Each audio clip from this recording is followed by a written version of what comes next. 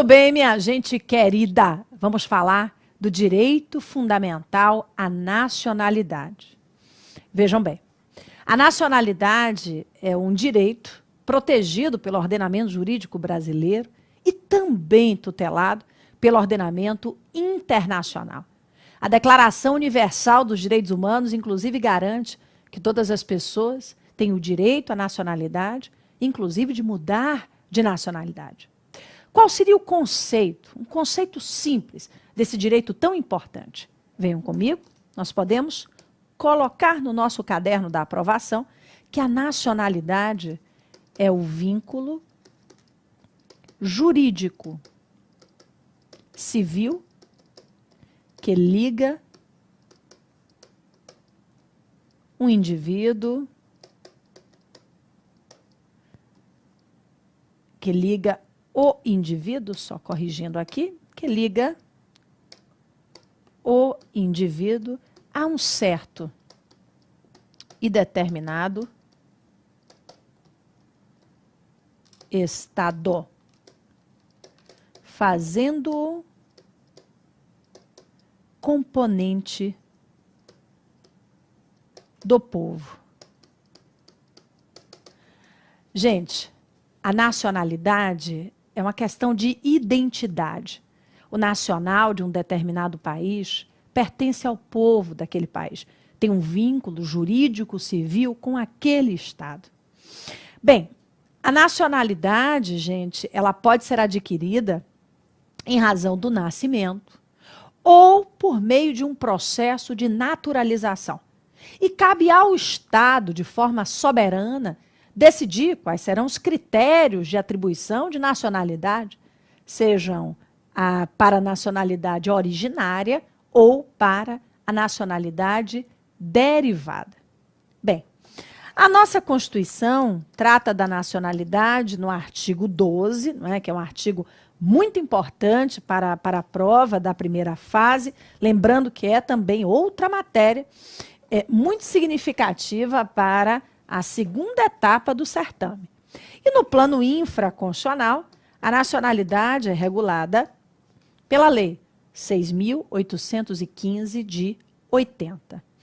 Turma, cuidado para não confundir nacionalidade com cidadania. Nem todo nacional é cidadão. A nacionalidade é um vínculo jurídico civil. A cidadania, um vínculo político. O cidadão é o eleitor, aquele que adquiriu o seu título de eleitor por meio do alistamento eleitoral. Venham comigo? Então, a nacionalidade é um vínculo civil, a cidadania, um vínculo político. E para a prova, o que a gente precisa saber é que nem todo nacional é cidadão. Como assim, Flávia? Nem todo nacional é cidadão? Não. Nem todo brasileiro é cidadão, gente. As criancinhas, né? Os bebezinhos. Tem muitos, né, brasileiros, mas não podem, né, exercer seus direitos políticos, porque o alistamento ele só é permitido a partir dos 16 anos. O preso que já sofreu sentença condenatória criminal transitada em julgado, na forma do artigo 15 da Constituição, ele, enquanto durar os efeitos da sentença, ele também não poderá exercer os seus direitos políticos. Não deixa de ser nacional, não deixa de ser brasileiro, mas não é cidadão. Então, lembrem disso, nem todo nacional, nem todo brasileiro é cidadão. Nem todo brasileiro é eleitor. Deixa eu colocar aqui. Nem todo brasileiro, que é o que a gente quer dizer, é eleitor. Né? Porque existem requisitos que devem ser preenchidos para que o indivíduo possa exercer, não é, os seus direitos políticos. Agora, muita atenção, turma. Ainda que nem todo nacional seja cidadão, a regra é a de que todo cidadão seja antes nacional.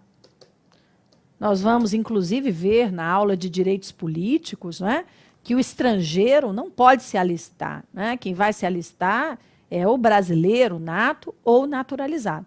Por ora, eu quero apenas que você registre que nacionalidade e cidadania não são expressões sinônimas. Nem todo nacional é cidadão. Muito embora a regra seja a de que o cidadão é antes nacional. Quem é o eleitor, normalmente, é o brasileiro. Então, se nem todo nacional é cidadão, se nacionalidade e cidadania não são expressões sinônimas, nós podemos dizer também que dupla nacionalidade é diferente de dupla cidadania. A dupla nacionalidade é diferente da dupla cidadania.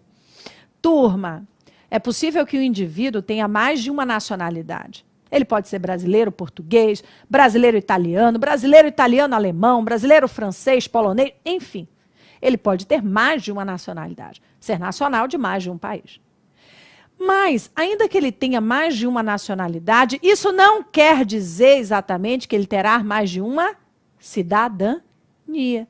O indivíduo pode ser nacional de um país, ele pode ser nacional de 2 países, mas só exercer os direitos políticos dele em um determinado estado. Então, o que eu quero que fique claro é o seguinte, vamos lá, está acabando, força! Força que a vitória está próxima.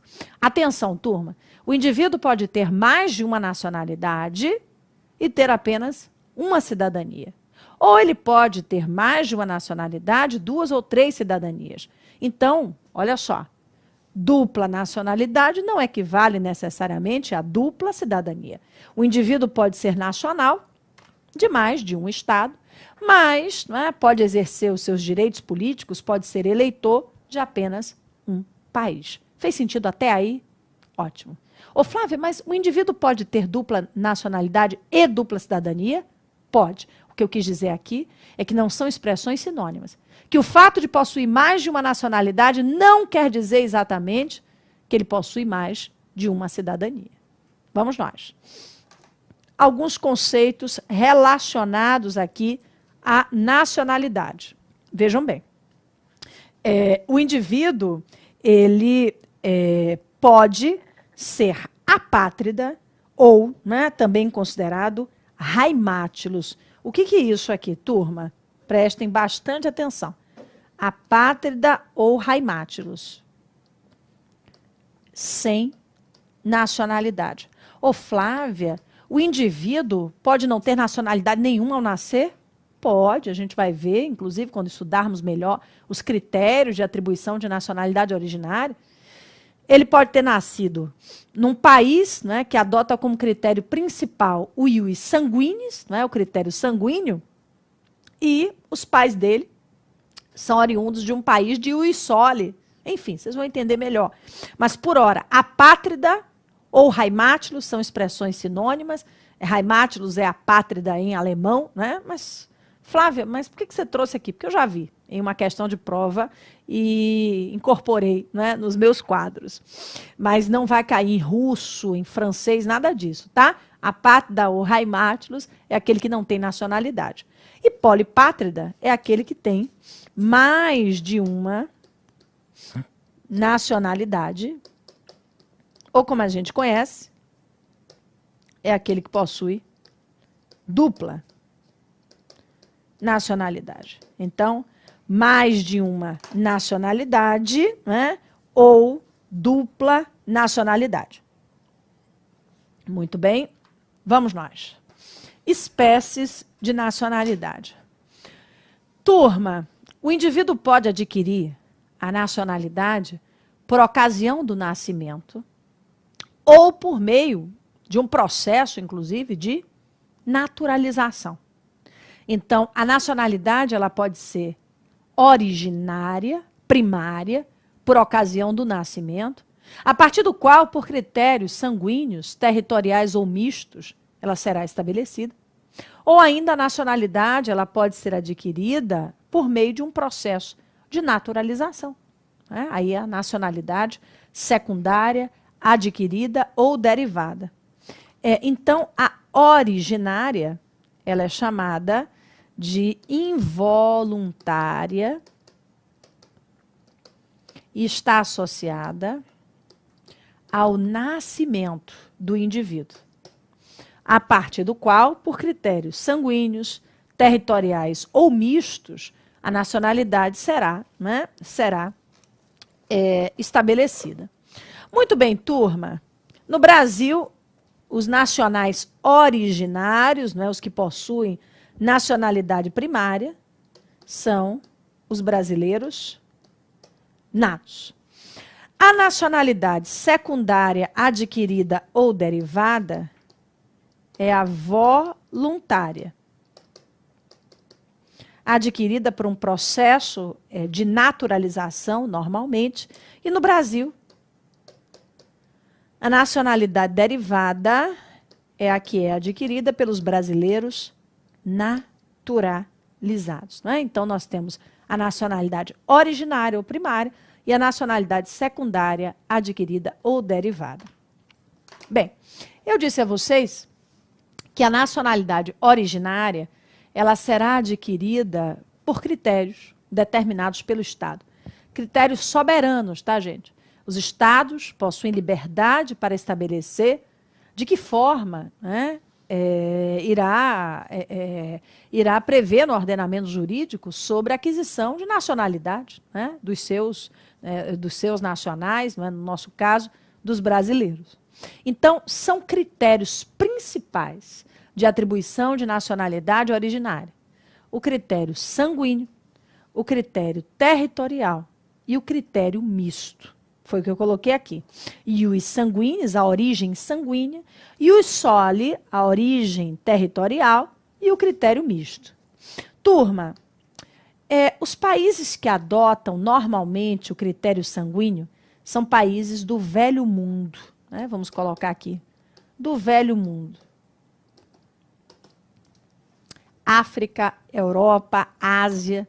De acordo com esses países, será nacional todo descendente de nacional, independentemente do seu local de nascimento. Então, é o sangue, é o sangue que é o determinante para fins de fixação de nacionalidade originária. Por isso, por exemplo, no sul do Brasil, há vários brasileiros com mais de uma nacionalidade. Por quê? Apesar de terem nascido no Brasil, carregam sangue italiano, sangue alemão, porque países do velho mundo normalmente adotam esse critério, o de que será nacional todo descendente de nacional, independentemente do seu local de nascimento. Agora, os países do chamado Novo Mundo, vou colocar aqui, olha a geografia do Novo Mundo, a América do Norte, Central, Sul, a Oceania, Normalmente os países mais novos adotam o critério do ius soli, da origem territorial. Será nacional todo nascido no território do Estado, independentemente da nacionalidade de sua ascendência. Será nacional todo nascido no território do Estado, independentemente da nacionalidade de sua ascendência. É o critério normalmente adotado pelo Brasil. Vejam só, quem nasce no Brasil, a regra é a de que brasileiro nato será. Mas, turma, muitos países, inclusive o nosso, não adotam apenas o critério sanguíneo ou apenas o critério, o critério territorial. Atenção, o Brasil adota o critério misto, ou ainda conhecido como critério de ius soli relativo ou de ius soli não absoluto. Ius soli relativo ou de ius soli, origem territorial não absoluta. Vocês vão ver, não na aula de hoje, mas no próximo encontro com certeza, aqui a regra é a do ius soli. Quem nasce no Brasil, brasileiro nato será. Mas nós temos também situações na Constituição em que o indivíduo será brasileiro nato, ainda que tenha nascido, né, no Japão, na Alemanha, na China, não é? Nós vamos ver na próxima aula, nas cenas, não é, do próximo encontro. Vamos nós. A regra é a de que brasileiro é brasileiro. Não interessa se nato ou se naturalizado. Se o indivíduo é brasileiro, ele deve ser tratado como nacional, não é verdade? Muito bem, mas aí vem o artigo 12, parágrafo 2º da Constituição, e diz o seguinte, 12, parágrafo 2º. A lei não pode estabelecer distinção entre brasileiros natos e naturalizados, salvo nos casos previstos nesta Constituição. Gente, prestem bastante atenção. A lei aqui significa o quê? A norma infraconstitucional. A lei ordinária, a lei complementar. As normas infraconstitucionais não podem estabelecer distinção entre os brasileiros, porque o princípio da igualdade determina que todos devem ser tratados da mesma forma. Mas a Constituição, ela pode estabelecer distinção entre os brasileiros, sim, e ela estabelece, aqui nos casos taxativamente previstos que nós iremos analisar. Venham comigo? Então, prestem atenção, anotem no caderno da aprovação. Olha só. As normas infraconstitucionais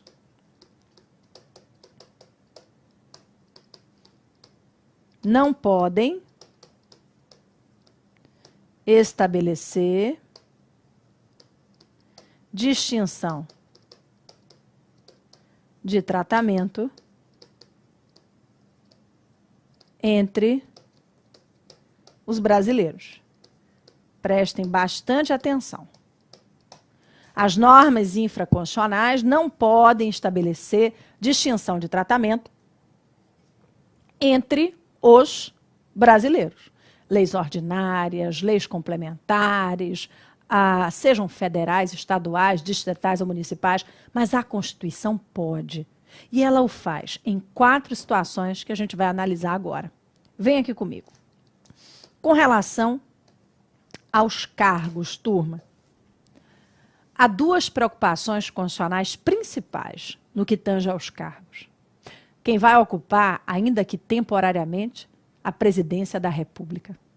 Ou ainda quem ocupará alto cargo na segurança do nosso país. E aqui, turma, observando o artigo 12, parágrafo 3º, nós encontramos justamente essas 2 preocupações. Quais são os cargos privativos? Olhem aí na Constituição. Quais são os cargos privativos de brasileiros natos? O cargo de presidente da República, o de vice-presidente, o de presidente da Câmara, o de presidente do Senado e o de qualquer ministro do Supremo Tribunal Federal, incluindo o seu presidente, não é? Porque quem julga o presidente da República por crime comum é o Supremo. Então, aqui nós temos a exigência de que todos os ministros do STF sejam nacionais originários também. Gente, esse rol ele é taxativo. Então, deputado pode ser brasileiro nato ou naturalizado? Pode. Mas o naturalizado não pode ser presidente da Câmara. Senador pode ser brasileiro nato ou naturalizado? Pode. Só não pode ser presidente do Senado. Ministro do STJ pode ser brasileiro nato ou naturalizado? Pode, não tem problema algum. Governador de estado pode ser nato ou naturalizado, prefeito nato ou naturalizado. Os cargos, não é, associados ao do presidente da República estão aí, taxativamente. Sobre a segurança pública, a segurança nacional, não é? Atenção. A Constituição diz no artigo 12, parágrafo 3º, que o cargo de oficial, né, das Forças Armadas, o membro de carreira diplomática e o ministro de Estado da Defesa devem ser nacionais originários. Para ser ministro da Justiça, precisa ser nato? Para ser ministro da Saúde, da Educação, precisa ser nato? Não, porque esse rol ele é um rol taxativo. ativo. Lembrem dessa informação, tá bom? Vamos nós.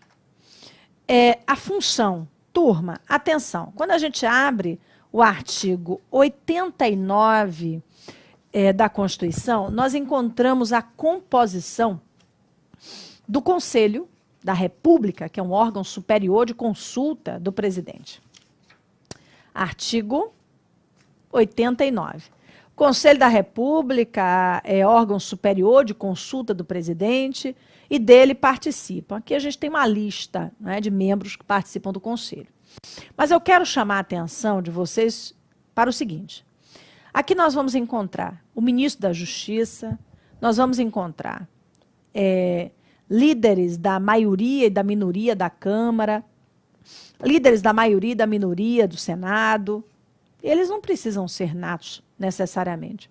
Então, a preocupação constitucional aqui, quanto à função no Conselho da República, é a de que a função popular, a representação direta do povo no Conselho, seja formada por brasileiros natos. O inciso 7 do artigo 89 diz: 6 cidadãos brasileiros natos, com mais de 35 anos de idade, sendo 2 nomeados pelo presidente da República, 2 eleitos pelo Senado e 2 eleitos pela Câmara, todos com mandato de 3 anos, vedada a recondução. Então, muita atenção. Nem todos os ocupantes do Conselho da República devem ser necessariamente brasileiros natos.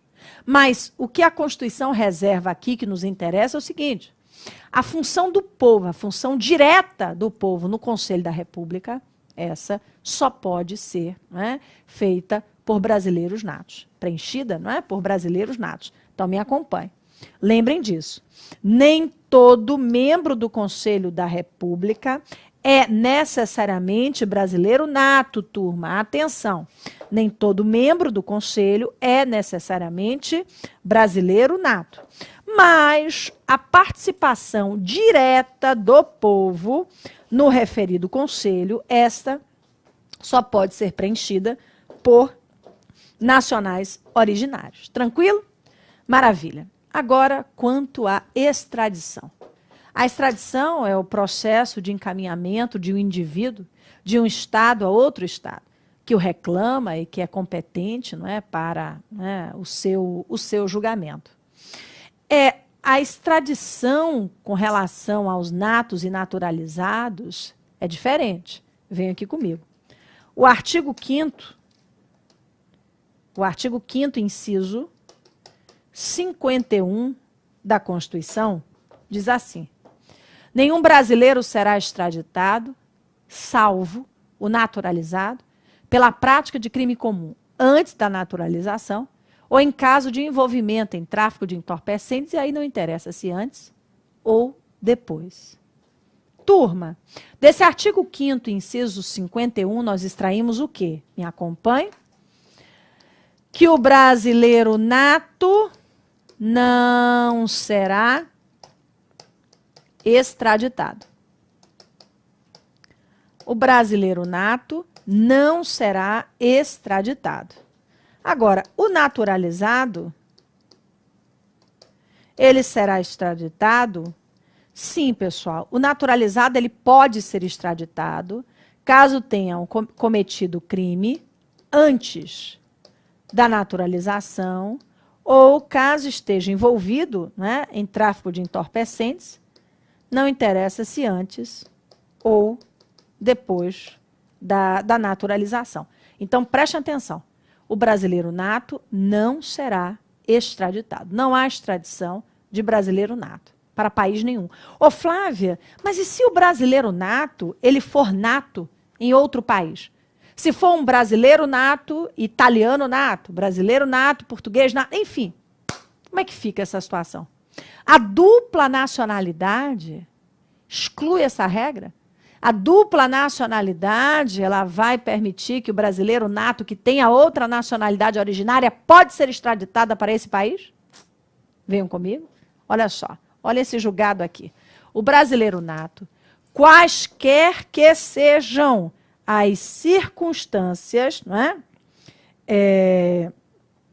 quaisquer que sejam as circunstâncias e a natureza do delito, não pode ser extraditado pelo Brasil a pedido de governo estrangeiro, pois a Constituição, em cláusula que não comporta exceção, impede, em caráter absoluto, a efetivação da entrega extradicional daquele que é titular, seja pelo critério do ius soli ou do ius sanguinis, da nacionalidade brasileira primária ou, né, originária. Então, turma, esse privilégio constitucional que beneficia, sem exceção, o brasileiro nato, não se descaracteriza pelo fato de o Estado estrangeiro, por lei própria, haver-lhe reconhecido a condição de titular de nacionalidade originária pertinente a esse mesmo Estado. Então, turma, a dupla nacionalidade não exclui a regra de que o brasileiro nato não poderá ser extraditado. Como diz a Constituição, o naturalizado ele pode ser extraditado caso tenha praticado um crime comum antes da naturalização ou caso esteja envolvido em tráfico de entorpecentes, e aí não interessa se antes ou depois da naturalização. Atenção, porque o inciso 52 do artigo 5º nos ensina que ninguém será extraditado pela prática de crime político ou de opinião. Ninguém será extraditado pela prática de crime político ou de opinião. Tá certo? Muito bem, turma. O artigo 222 da Constituição traz uma diferença de tratamento também entre natos e naturalizados. O texto diz, embora que está acabando, mas tem mais. Tem muito mais. O artigo 222 diz: a propriedade de empresa jornalística e de radiodifusão sonora, edições e imagens é privativa de brasileiros natos ou naturalizados há mais de 10 anos. Aqui, minha gente, é a preocupação da nossa Constituição com a mídia, com aquela que forma opinião. Por isso, a propriedade de empresa jornalística e de radiodifusão sonora, edições e imagens é privativa de brasileiro, seja ele nato ou naturalizado. Mas quanto aos naturalizados, a Constituição exige que os naturalizados eles confirmem, não é, que estão pelo menos 10 anos, não é, estão há pelo menos 10 anos naturalizados. Ou seja, não pode um estrangeiro chegar amanhã no país, preencher os requisitos, não é, da naturalização, se naturalizar e já ser proprietário de uma empresa jornalística ou de radiodifusão sonora de sons e imagens. Tá certo? Fez sentido, minha gente? Muito bem, turma. Nós fechamos aqui os temas do nosso primeiro encontro. Analisamos só hoje a estrutura da Constituição, o poder reformador, a mutação constitucional, a eficácia e aplicabilidade das normas da Constituição e uma parte do direito fundamental à nacionalidade. Nós vamos combinar o seguinte: antes do próximo encontro, eu quero que vocês revisem toda a matéria da aula de hoje. Eu tenho convicção que a matéria já se tornou mais tranquila e posso garantir que o caminho só será assim, né, de tranquilidade. Porque, afinal de contas, o direito constitucional não é difícil. Como a gente tem, às vezes, a impressão, né, por ter saído da faculdade, com lembranças distantes, né, dessa matéria tão importante. O direito constitucional será fundamental para você, não apenas no exame de ordem, na primeira, ou aqueles que farão na segunda fase. Aprender o direito constitucional é bom para a vida. A vida mesmo, como advogado. Nós temos hoje uma releitura do ordenamento jurídico à luz da Constituição. Então, aquele que compreende melhor o direito constitucional está mais preparado para a advocacia privada. O direito constitucional é importante se você quer seguir a carreira acadêmica, sim. Nenhum estudo do direito hoje pode se afastar dessa matriz do ordenamento jurídico que é a Constituição. Se você pretende fazer um concurso, seja da área estadual, da área federal, tenha uma certeza: o direito constitucional estará lá, presente, porque é a matéria que não falta em nenhum concurso da área jurídica. Bem, contem comigo, uma apaixonada pela Constituição, pelo direito constitucional, para, né, fazer com que esse caminho seja um caminho muito seguro, um caminho iluminado, um caminho feliz, né? Vão aproveitando as aulas, anotando, tirando as dúvidas e nós vamos juntos. Eu tenho certeza para a prova da aprovação. Muito obrigada pela atenção, né? Pelo carinho, que eu já, né, me antecipo para agradecer e eu fico à disposição de vocês pelo plantão de dúvidas e até a próxima aula. Um abraço muito apertado, que ele chegue aí onde quer que você esteja, tá bom?